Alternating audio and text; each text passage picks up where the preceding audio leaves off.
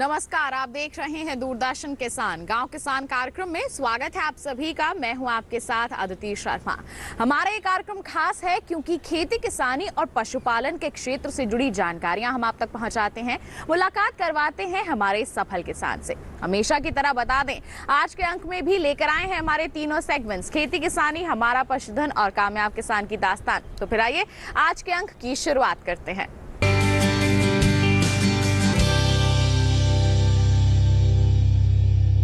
हमारी सरकार का हर कदम इस ओर बढ़ रहा है कि कृषि के क्षेत्र में विकास हो सके, कृषि के क्षेत्र में बदलाव आ सके और हमारे किसान उससे उन्नत हो सके। बता दें कि नैनो यूरिया भी एक ऐसा ही कदम है। अब नैनो यूरिया किस तरह से बदलाव ला सकता है हमारे किसानों के जीवन में, उनकी खेती के परिवेश में, आइए जानते हैं हमारे सेगमेंट खेती किसानी के जरिए।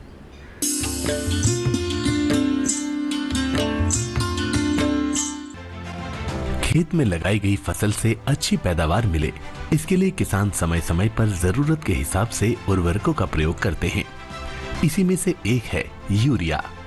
फसलों में नाइट्रोजन की कमी को पूरा करने के लिए किसान यूरिया का इस्तेमाल करते हैं।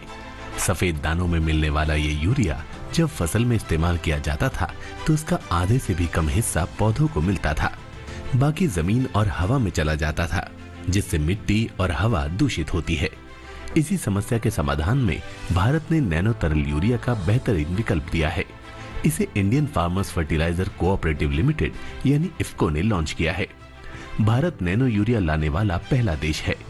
इसे लॉन्च करने के पहले देश भर में करीब 94 फसलों पर 11,000 से ज्यादा कृषि क्षेत्रों में परीक्षण किए गए। इसके बाद मिले सुखद आंकड़ों के बाद इसे किसानों के सामने बिक्री के लिए लाया गया। भारत में मिलने वाली 45 किलो की यूरिया की बोरी के बदले किसान आधा लीटर तरल यूरिया की बोतल का इस्तेमाल कर सकते हैं।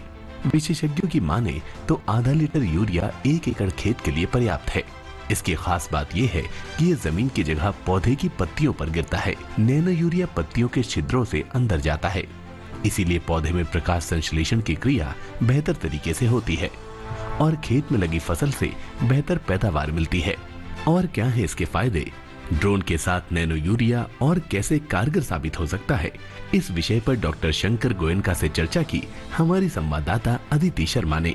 जब हम बात करते हैं कृषि में बदलाव की, ड्रोन, जैसे मैंने कहा कि हम ड्रोन को नजरअंदाज कर ही नहीं सकते, तो कृषि के क्षेत्र में ड्रोन को शामिल करने की सोच कहां से आई? तो मैम, इफ्को फर्टिलाइजर्स जो दुनिया की सबसे बड़ी केमिकल फर्टिलाइजर मैन्युफैक्चरिंग कंपनी है, उन्होंने विश्व में पहली बार नैनो यूरिया बनाया, जो कि एक बोरी जो 45 किलो की है उसको 500 ml बॉटल से रिप्लेस करा।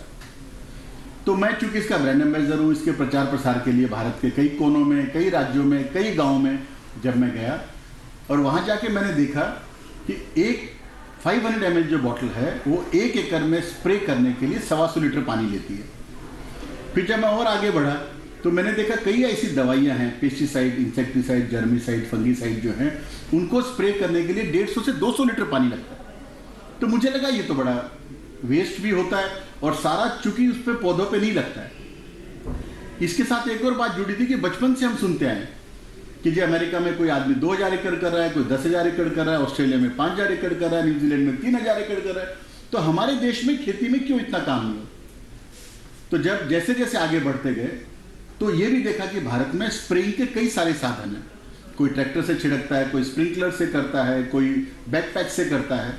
तो फिर जब ड्रोन की बात आई तब मैंने ड्रोन के ऊपर अध्ययन करना शुरू किया और इफ्को के साथ मिलकर हमने इसको कैसे आगे बढ़ाएं और कैसे स्प्रे में बेहतर काम करें और कृषि में कैसे उन्नति लाए, उसके ऊपर काम करना शुरू की।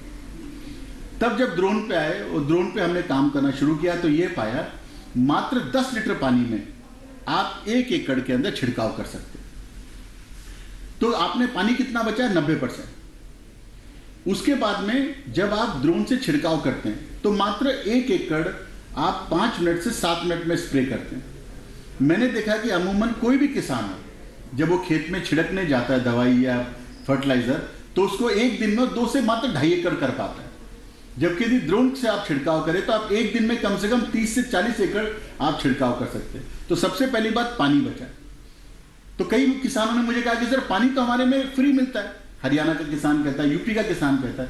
तो मैंने कहा जी पानी तो फ्री है, पर आज 125 से 200 लीटर पानी ले जाने के लिए आपको गाड़ी चाहिए, ट्रैक्टर चाहिए, घोड़ा चाहिए, या आपको डीजल चाहिए, पेट्रोल चाहिए, आदमी मैन पावर चाहिए, ट्रांसपोर्टेशन कॉस्ट है, यहाँ पर लेबर कॉस्ट है, वो तो बढ़ती ही है, तो सीधे तौर पर लागत पानी जाती है जी। और पानी की तो शॉर्टेज होने वाली आने वाली है।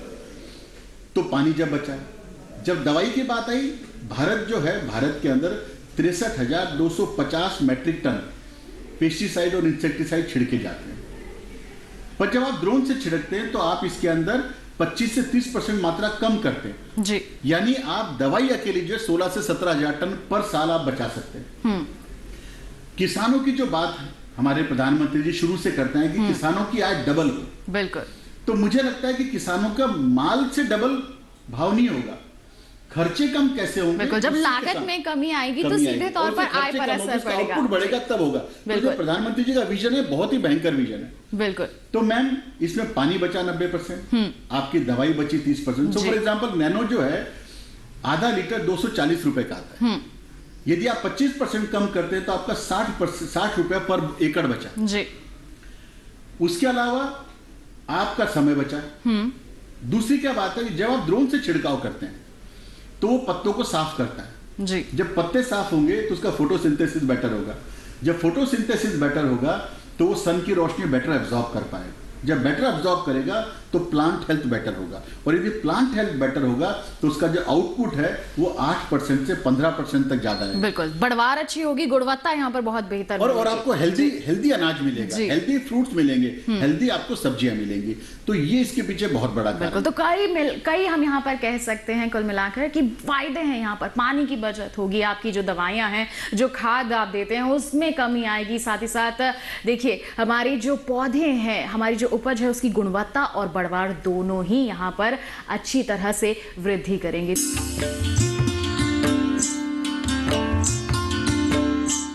तो ये था हमारा सेगमेंट खेती किसानी। इसी के साथ बता दें कार्यक्रम में वक्त हो चला है एक छोटे से ब्रेक का। आप कहीं मत जाइए, हम जल्द ही हाजिर होंगे। बने रहिए दूरदर्शन किसान पर, देखते रहिए हमारा कार्यक्रम गांव किसान।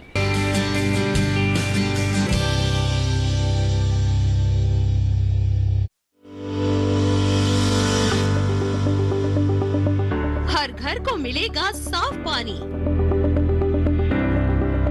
सरकार घर घर पहुंचा रही है नल का कनेक्शन। अब तक 10 करोड़ से अधिक परिवारों को मिला लाभ।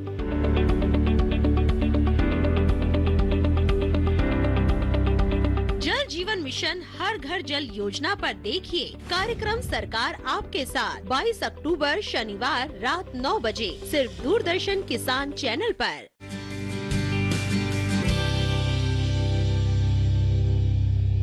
ब्रेक के बाद दूरदर्शन किसान के कार्यक्रम गांव किसान में आप सभी का फिर से स्वागत है। अब कार्यक्रम में वक्त है हमारा पशुधन सेगमेंट का, जिसमें हम आपको जानकारी देते हैं पशुपालन से संबंधित। हम सभी जानते हैं गर्मी लगातार बढ़ रही है, ऐसे में हमारे सभी पशुपालकों को यहाँ पर ध्यान रखना है कि वो अपने पशुओं के स्वास्थ्य को बेहतर बनाए रखने के लिए सही समय पर सही तरीके से प्रबंधन कार्य करें। और जो लोग भैंस पालन से जुड़े हुए हैं उन्हें किस तरह के कार्य करने हैं, आइए जानते हैं हमारे सेगमेंट के जरिए।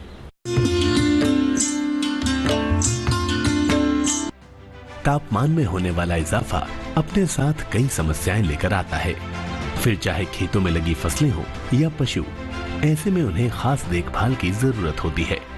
लापरवाही बरतने पर जहां उत्पादन में कमी हो जाती है, वहीं पशु के स्वास्थ्य पर भी विपरीत असर दिखाई देता है। पशुपालन में अगर बात की जाए भैंस की, तो इन पशुओं को गर्मियों में खासी समस्याओं का सामना करना पड़ता है, जबकि भैंस एक बहुउपयोगी पशु है जिससे हमें कई तरह के लाभ होते हैं, जैसे दूध, मांस, खाल और कृषि कार्य में सहयोग मिलता है। भैंस से लाभ होता रहे और पशुपालक को नुकसान न झेलना पड़े, इसके लिए समय रहते सही कदम उठाना जरूरी है। भैंसें वातावरणीय गर्मी के प्रति बेहद संवेदनशील होती हैं, जिसका कारण इनकी त्वचा का काला रंग है। इनकी त्वचा में पसीना निकालने वाली ग्रंथियों की सघनता और त्वचा का अधिक मोटा होना है। इसलिए भैंसों का तापमान नियंत्रण तंत्र शरीर का तापमान नियंत्रित करने में सक्षम नहीं होता है। वातावरण में तापमान में वृद्धि के साथ साथ इनके शरीर का ताप भी बढ़ने लगता है, जिससे इनकी खुराक और उत्पादन पर विपरीत असर पड़ता है। ऐसे में पशुपालकों को चाहिए कि वो पशु की शारीरिक क्रियाओं पर नजर रखें, जिससे गर्मी के कारण होने वाले तनाव के बारे में जानकारी मिल सके और समय रहते सही कदम उठाए जा सके। जैसे पशु ज्यादा समय तक खड़ा ना रह पा रहा हो, मुंह खोलकर सांस ले रहा हो, दैनिक खुराक में कमी हो जाना, पानी पीने की क्रिया बार बार दोहराना, मूत्र की सांद्रता का बढ़ जाना, पानी के आसपास पशुओं की संख्या बढ़ना, मुंह से ज्यादा लार टपकना, दूध उत्पादन में कमी होना, पशु के भार में भी तेजी से कमी होना, समय से पहले बच्चे का जन्म होना।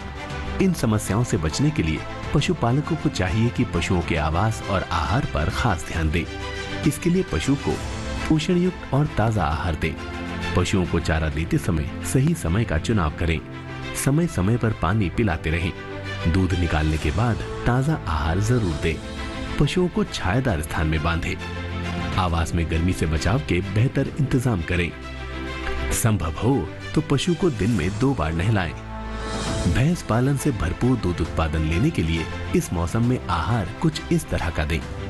संतुलित आहार बनाने के लिए 30% दाना जैसे मक्का, जौ, गेहूं, बाजरा, 32 किलो खली, सरसों की खल, मूंगफली की खल, बिनौला की खल या अलसी की खल, 35 किलो चोकर, गेहूं का चोकर, चना की चूरी, दालों की चूरी, राइस ग्रेन, 1 किलो नमक।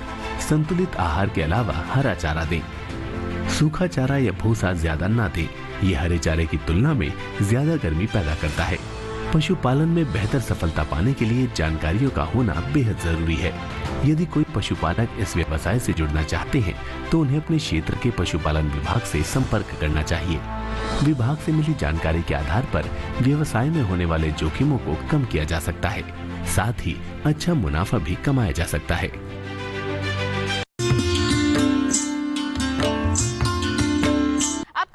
वक्त हो चला है नजर डालने का हमारे पशुपालक कैलेंडर पर। तो वर्तमान समय में किस तरह से आप अपने पशुओं का रख सकते हैं ख्याल, जानने के लिए आइए नजर डालें इस माह के पशुपालक कैलेंडर पर। इस माह से सर्दी की दस्तक शुरू हो जाती है। ऐसे में पशु को ठंड से बचाने के उपाय करें। सर्दी के मौसम में गाय व भैंस के ब्याने की संभावनाएं ज्यादा रहती हैं। ऐसे में पशु के लिए संतुलित आहार व आवास का उचित प्रबंध करें। FMD का टीकाकरण अगर नहीं करवाया हो तो करवा लें। बीमारी फैलने पर पोटेशियम परमैंगनेट सॉल्यूशन से घाव को धोते रहना चाहिए व पशु चिकित्सक से सलाह लें। इस समय पशु को एंथ्रेक्स का टीकाकरण भी करवा लें। बकरियों व भेड़ों को PPR का टीका लगवा लें। ठंड से बचने के लिए पशुओं को रोज 25 से 50 ग्राम गुड़ खिलाएं। दुधारू पशुओं को 50 से 100 मिलीलीटर तरल कैल्शियम फास्फोरस पिलाएं। पशु की डिवर्मिंग पर ध्यान दें। यदि समय ज्यादा निकल गया है तो डिवर्मिंग करा लें।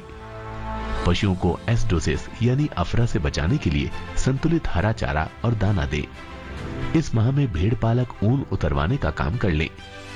मुर्गियों के लिए सर्दी का मौसम सबसे अच्छा माना जाता है, इसलिए उनके आवास, आहार व स्वास्थ्य का खास ख्याल रखें। पशुशाला को बाह्य परजीवियों से बचाने के लिए उचित दवाओं का छिड़काव करें। तो ये था हमारा सेगमेंट हमारा पशुधन। इसी के साथ बता दें कार्यक्रम में वक्त हो चला है एक और छोटे से ब्रेक का। आप कहीं मत जाइए, हम जल्द ही हाजिर होंगे। बने रहिए दूरदर्शन किसान पर, देखते रहिए हमारा कार्यक्रम गांव किसान।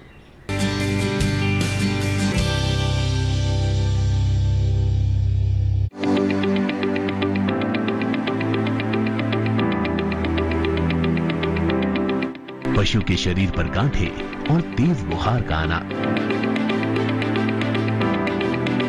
क्या पशु बन रहे हैं घातक बीमारी का निशाना? टीकाकरण के साथ जरूरी है सावधानी अपनाना। लंपी स्किन डिजीज से अब नहीं होगा घबराना। देखिए लंपी स्किन डिजीज, विचार विमर्श 22 अक्टूबर शनिवार रात 10 बजे सिर्फ दूरदर्शन किसान चैनल पर।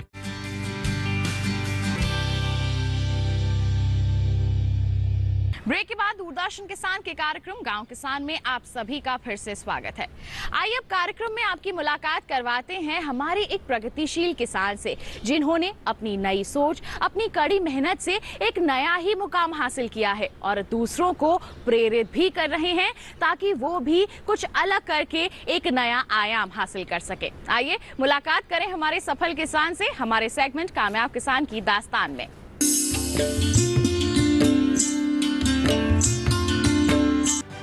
आज किसान कृषि के क्षेत्र में नए नए प्रयोग कर रहे हैं और अपनी सीमित क्षमताओं को उम्मीदों के पंख लगाकर सफलता की नई कहानी गढ़ रहे हैं। आज हम ऐसे ही किसान से आपकी मुलाकात करवाएंगे जो पंजाब के रोपड़ जिले के एक छोटे से गांव में स्ट्रॉबेरी की खेती करके मुनाफा कमा रहे हैं।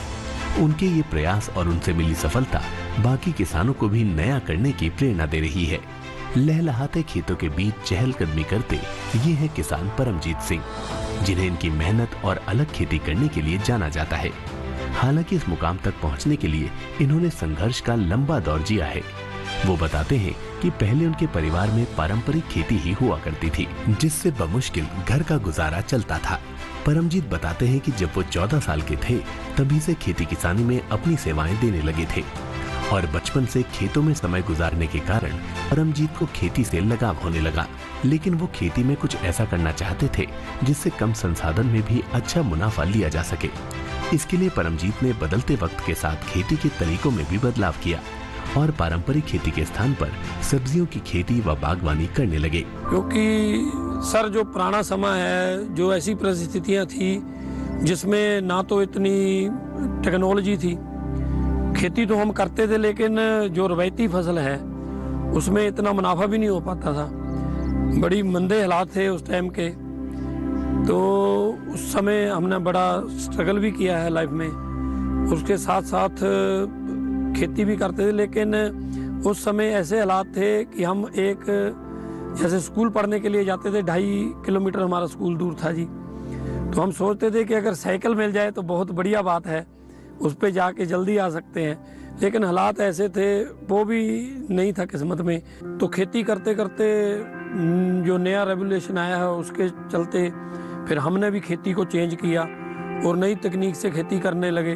उसमें सब्जी भी लगाई है, पहले बहुत गोभी वगैरह आलू की हम खेती करते थे। तो जब से फिर हमने खेती का काम पूरे अपने उससे किया है, तो फिर इसको चेंज किया है और नई नई तकनीक से हमने खेती की है।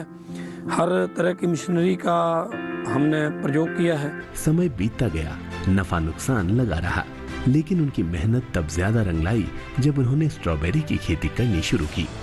हालांकि शुरू में एक छोटे से हिस्से में स्ट्रॉबेरी की खेती की, लेकिन इससे जो मुनाफा मिला उसने परमजीत के लिए सफलता के नए द्वार खोल दिए। आज परमजीत करीब 10 एकड़ खेत में स्ट्रॉबेरी की खेती कर रहे हैं। इतना ही नहीं, वो अपने खेत में स्ट्रॉबेरी की अलग अलग किस्में लगा रहे हैं। उन्होंने अपनी इस नई फसल के लिए कैसे बाजार तैयार किया और कैसे आया उन्हें ये आइडिया, आइए जानते हैं उन्हीं से। और ये हमारी एक हिमाचल में मुंह बोली बहन है जिसने हमें प्रेरित किया है ये स्ट्रॉबेरी की फार्मिंग के लिए, जिससे मेरी पूरी लाइफ है जो पिछले 5 साल से मैं स्ट्रॉबेरी की फार्मिंग करता आ रहा हूँ। मैंने जो 1 एकड़ होती है उसमें से चौथा हिस्सा हमने पहले लगाया था। तो धीरे धीरे करते करते पिछले साल हमारी 5 से 6 एकड़ थी, तो इस बार हमने 10 से 11 एकड़ हमारी जो स्ट्रॉबेरी की काश्त है वो हम कर रहे हैं। पहले तो लगाई, हमने स्ट्रगल भी किया है। मैं खुद जो किसान मंडियाँ लगती हैं चंडीगढ़ में 15 सेक्टर में है, 46 में है, 43 में है, 34 में है, मैं उनमें बैठ के किसान मंडियों में इसको सेल करता था, जिसमें पहले मेरे को मार्केटिंग की समस्या के कारण मेरे को ये भी करना पड़ा है।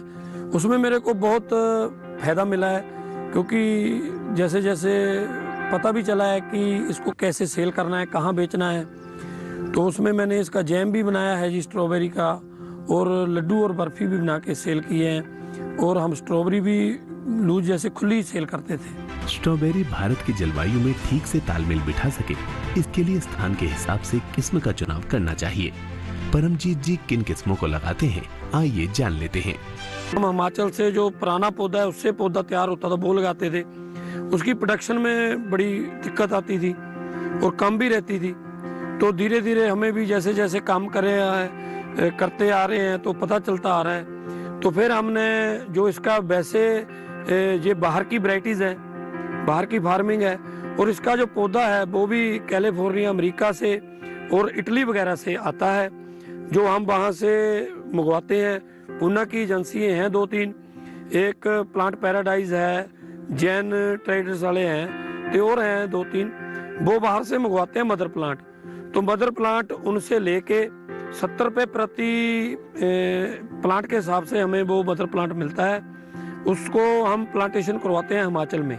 टोटल इसकी जो पूरे संसार में वैरायटीज़ हैं वो तो 7 और 8 के करीब हैं। जो इंडिया में कामयाब वैरायटी हैं वो है कैमरोज है जी, और एसए है जी, जो अर्ली वैरायटी है, नई है, और विंटर डॉन और विंटर स्टार। डिमांड सभी की एक है, लेकिन मार्केट में भाव तकरीबन 10-20 रुपए का 2 किलो का डब्बा रहता है, उसमें 8 डिब्बी छोटी रहती हैं, 10-20 रुपए का फर्क रहता है।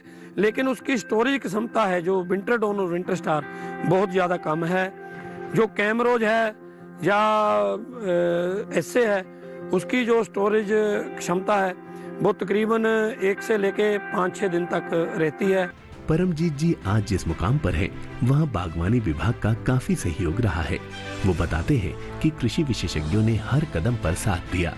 वहीं आर्थिक रूप से सहयोग करने के लिए सरकार की योजनाओं ने काफी मदद की। आज आलम यह है कि परमजीत सिंह का उदाहरण देकर बागवानी विभाग काफी किसानों को भी आगे बढ़ने में सहायता कर रहा है। जो हॉर्टिकल्चर डिपार्टमेंट है हमारे यहाँ का ब्लॉक का, उसमें एचडीओ है जुबराज भारद्वाज, उसने हमें इतना मोटिवेट किया है। उसने हमें बताया कि आप ये खेती करो, आपको इसमें ये मुनाफा है, तो इसमें आपको ये सब्सिडी मिलेगी। कि वो आगे जो 4-5 और मेरे गांव के लड़के हैं वो भी जैसे मशरूम वगैरह या स्ट्रॉबेरी की फार्मिंग करना चाहते हैं, उनकी हेल्प के लिए भी जुटे हुए हैं। बढ़िया है जी, गवर्नमेंट का रिस्पॉन्स हमें बढ़िया मिला है। 5 साल से जैसे मैं इनको देख रहा हूँ, इन्होंने 1 एकड़ से ½ एकड़ से स्टार्ट किया था काम, तो उसमें बहुत सी प्रॉब्लम आई। सबसे ज़्यादा प्रॉब्लम जो है मार्केटिंग की आई दिक्कत, उसके बाद लेबर की बहुत प्रॉब्लम आई। ये इनकी फैमिली का और इनके जो गांव का वो सारा कोऑपरेटिव सिस्टम रहा, उनका साथ रहा है, उसकी वजह से जो ये हैं आज इस पोजीशन पे पहुंचे हैं। आज इन्होंने 10.5 एकड़ लगाई हुई है। लास्ट टाइम जो इन्होंने 4.5 एकड़ लगाई थी, तो इन्होंने बोला इनका टारगेट जो है 25 एकड़ तक लगाने का ये स्ट्रॉबेरी का है। 2015 से मैं इनके टच में आया हूँ, तब से मैं लेके आज तक इनको जो हमारा हॉर्टिकल्चर का एक्टिविटीज़ हैं वो सारी इनको बुलाते हैं, जैसे कैंप लगाते हैं इनके गांव में, जैसे ये हमारी बहुत हेल्प करते हैं। और गांव के जो फार्मर्स हैं उनको इस हॉर्टिकल्चर के लिए डाइवर्सिफिकेशन, एग्रीकल्चर में डाइवर्सिफिकेशन लाने के लिए ये उनको उत्साहित कर रहे हैं इस टाइम। और हमारे साथ हर साल 1-2 फार्मर इनकी वजह से हमारे साथ जुड़ते आ रहे हैं। आज परमजीत सिंह जी ने अपने कृषि के दायरे को आगे बढ़ाते हुए करीब 25 लोगों को भी रोजगार दे रखा है, जिसमें ज्यादातर महिलाएं शामिल हैं। वो ठंड के मौसम में स्ट्रॉबेरी तो बाकी सीजन में अंतर फसलें लगाकर मुनाफा कमा रहे हैं, जिसमें परिवार का हर सदस्य अपनी जिम्मेदारी बखूबी निभा रहा है। हो भी क्यों ना, इसी खेती ने आज उनके कई सपने साकार कर दिए हैं।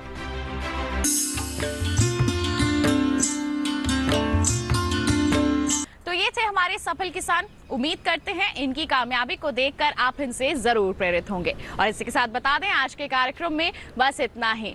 हम उम्मीद करते हैं हमारे कार्यक्रम में दी गई जानकारियां आपके लिए जरूर लाभकारी साबित होंगी। चलते चलते एक विशेष जानकारी और आप तक पहुंचा दें। हमारा ये कार्यक्रम आप दोबारा देख सकते हैं। टीवी स्क्रीन पर दिखाए जा रहे QR कोड को स्कैन कीजिए, सीधा आप पहुंच जाएंगे हमारे YouTube चैनल पर। तो इसी के साथ आज के लिए इतना ही। अगले अंक में फिर होंगे हाजिर कुछ नई और महत्वपूर्ण जानकारियां लेकर। तब तक के लिए हमें दीजिए इजाजत। आप बने रहिए दूरदर्शन किसान पर। नमस्कार।